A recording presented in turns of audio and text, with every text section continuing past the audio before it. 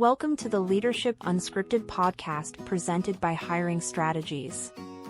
The Leadership Unscripted podcast is your go-to source for all things people management oriented. In each episode, we discuss industry trends, problems, and more importantly, offer solutions. We are so happy you could join us. Your best employee has a question they keep trying to ask you. Where is this going for me? They may have asked it 3 times now in 3 different ways. Maybe in a one-on-one, maybe in a passing comment after a good meeting, maybe in their last performance review. And every time you said something very well-intentioned, we'll talk about it. Let's revisit it at the end of the quarter. I want to make sure we get this right. But here's what most leaders don't realize. Silence is its own answer. And when the answer to where is this going for me is silence, what your best employee hears is nowhere. So they stop asking. They start scrolling LinkedIn at lunch. They take the recruiter's call that they would have ignored 6 months ago. And by the time you noticed, the question has already been answered, just not by you. I'm Kim Leifson, and this is Leadership Unscripted, the podcast for leaders who are tired of doing the same things and getting the same disappointing results with their people. In today's episode, we're talking about growth, why every person on your team needs a plan for what's next, why that plan is not the same thing as a promotion, and how one 30-minute conversation can change everything. Let's get into it. Welcome back. Or if this is your first episode, then welcome. I'm glad you're here. Today is episode 15 of Leadership Unscripted, and this one might make some of you uncomfortable. Before we go any further, I want you to do something. Picture your top performer. Maybe it's the same from episode 14, the one you'd be devastated to lose. Now, in the last 6 months, have you talked to them about their future? Not a passing, we should talk about that sometime. Not a 5-minute mention in a one-on-one, a real conversation, 30 minutes minimum, about where they want to go and what they want to be doing a year from now. If you can't remember one, you're not alone. Most leaders can't, and that's what this episode is about. Here's something I want you to sit with. Most leaders think people leave for money. They don't. Money's a factor, but it's rarely the reason. If you dig into the actual conversations that resignation letters come from, you find something quieter and more consistent. People leave because they stopped seeing a future where they were. Not because the future got worse, because it got invisible. Because it was never talked about. Because when they asked, all they got back was, "We'll figure it out." The question shows up in a lot of shapes. Sometimes it sounds like, will I ever get to lead a team here? Sometimes it sounds like, is there a version of this job that lets me use the design skills I've been building on my own time? Sometimes it sounds like, I've been in this role for 3 years. I wonder what's next. Different words, same question. Where is this going for me? Now, here's the part that's uncomfortable. Most leaders dodge this conversation, not because they don't care, because they don't have a great answer. I hear it all the time. I don't know what I can promise them right now. I don't want to overcommit. That's a good instinct. Nobody's asking you to overcommit. But here's what happens when you avoid the conversation. Your top performer isn't sitting there waiting for you to have it all figured out. They're interpreting your silence, and the interpretation isn't good. Every week you don't have the conversation, they're building a case. And the case gets stronger every time you reschedule a one-on-one. Every time you say, let's revisit that later. Every time you don't ask about their growth in a review.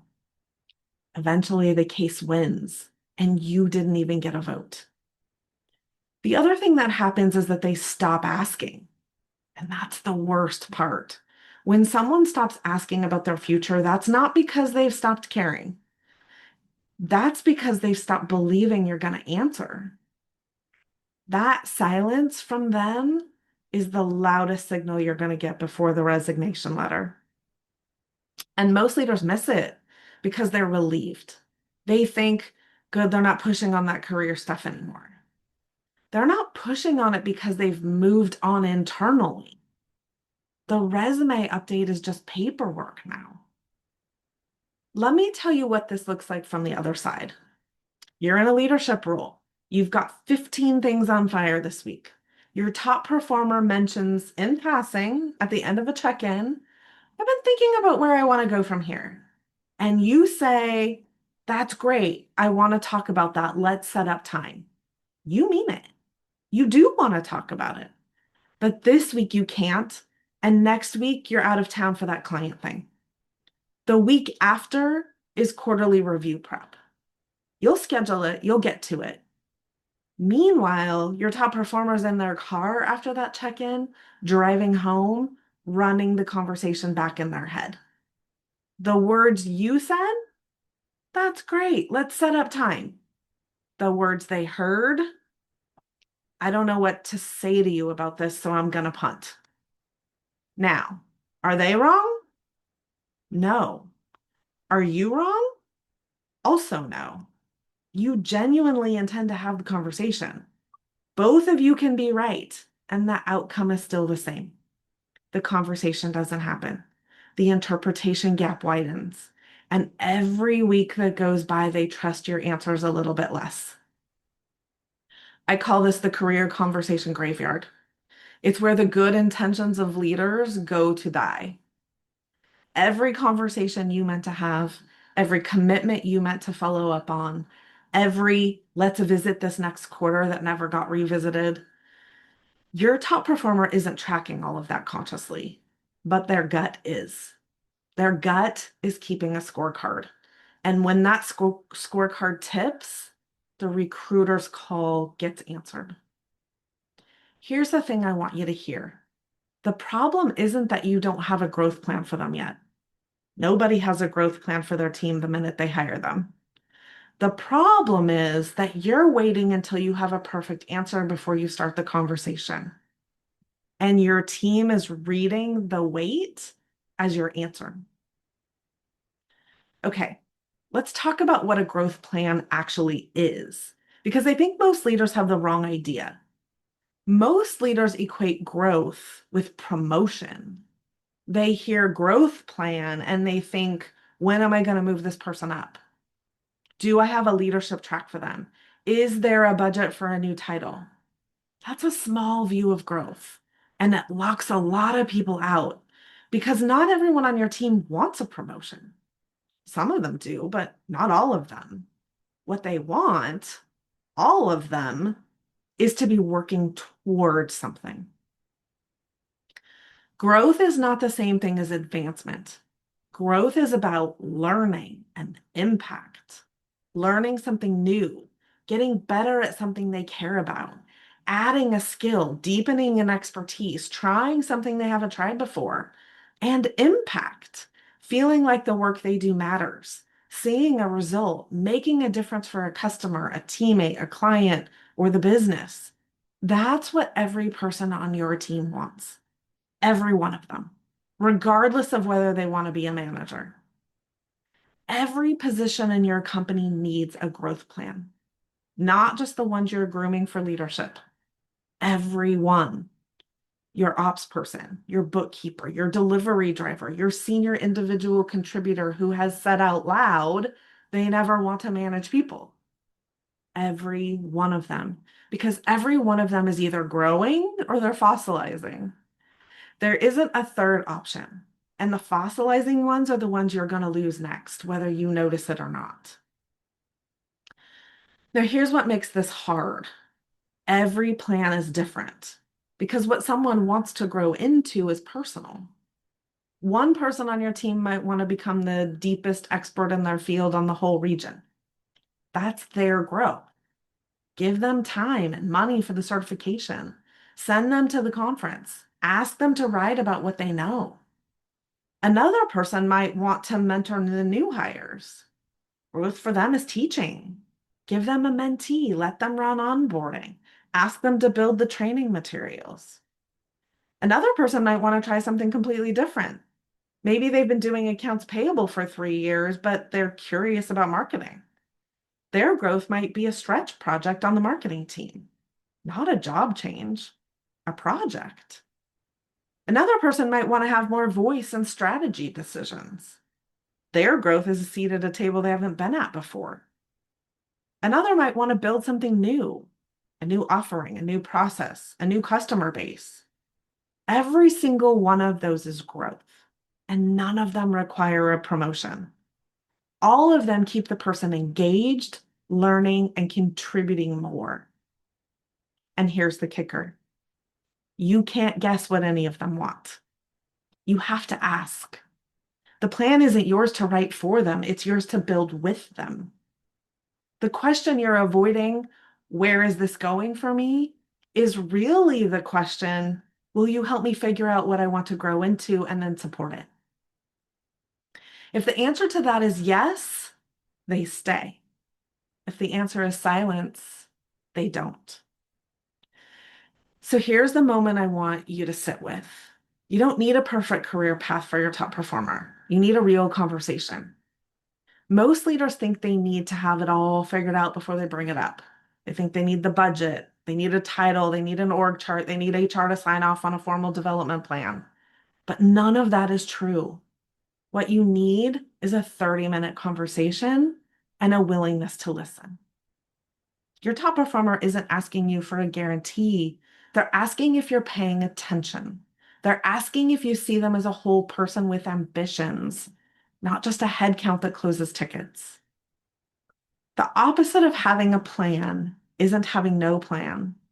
It's having no conversation. Now, here's where I want you to catch yourself.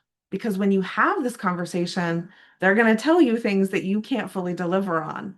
And that's going to make you want to shut it down. Don't. If they say, I'd love to be running my own team by next summer, and you don't have a team for them to run by next summer, don't say that's not going to happen. Say, tell me more about what appeals to you about that. Because what they told you isn't a demand, it's a data point. It tells you what they want to grow into. And once you know that, you can work with it. Maybe there isn't a team for them to run next summer, but maybe there's a project they can lead. Maybe there's a mentoring opportunity. Maybe there's a rotation or a certification. Maybe there's a stretch role that leads them practice being a leader without formally being one. Every one of those is growth. The conversation is the point. The plan is the outcome, not the other way around. Okay, let's talk about what to do this week. I'm going to give you 3 actions.